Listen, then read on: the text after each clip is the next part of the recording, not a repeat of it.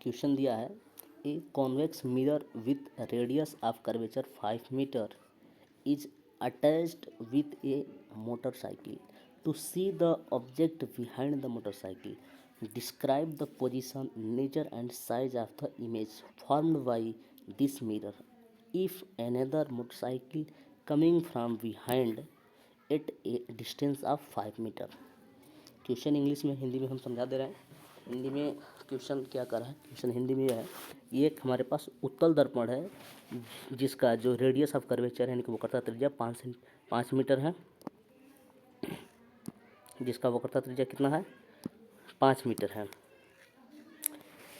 एक मोटरसाइकिल के साथ क्या है लगा हुआ है, to see the object behind the motorcycle यानी कि मोटरसाइकिल के पीछे से जो ऑब्जेक्ट आ रहा है उसको देखने के लिए लगा हुआ है। तो उस ऑब्जेक्ट का हमको पोजीशन पता करना है कि वो कहाँ उसका इमेज बनेगा, उसका नेचर भी पता करना है कि नेचर कैसा होगा, और उसका साइज भी पता करना है कि साइज क्या होगा। Image form by this mirror, और जो उसके पीछे जो दूसरा मोटरसाइकिल आ रहा है उस मोटरसाइकिल से यानी कि ऑब्जेक्ट से कितना दूर है 5 मीटर की दूरी पे है। तो लगाना शुरू करते हैं इसका। हमारे पास जो दिया है वो पहले लिख लेते हैं।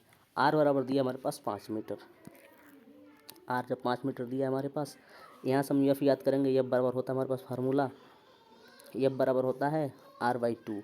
यहाँ से जो एफ हो जाएगा हमारे पास 5/2 हो जाएगा। चूँकि यह प्लस क्यों होगा, क्योंकि वह क्वेश्चन में दे रखा है कॉन्वेक्स मिरर है।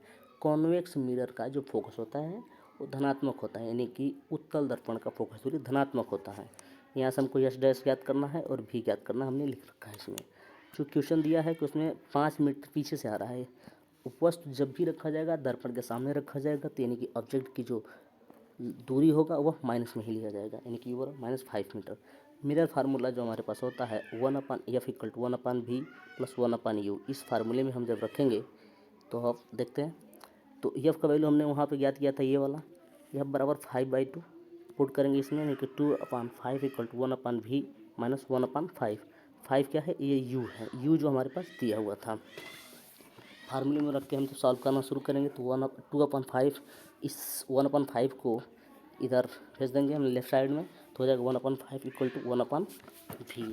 तो यहाँ से 1/v = हो जाएगा हमारे पास, चूँकि इसका जो हर है डोमिनेटर है वो बराबर है, यानी कि 2 + 1 3, 3/5, यानी कि v = क्या आ जाएगा हमारे पास 5/3। अब आगे देखते हैं इसका नेचर क्या होगा। नेचर वर्चुअल होगा।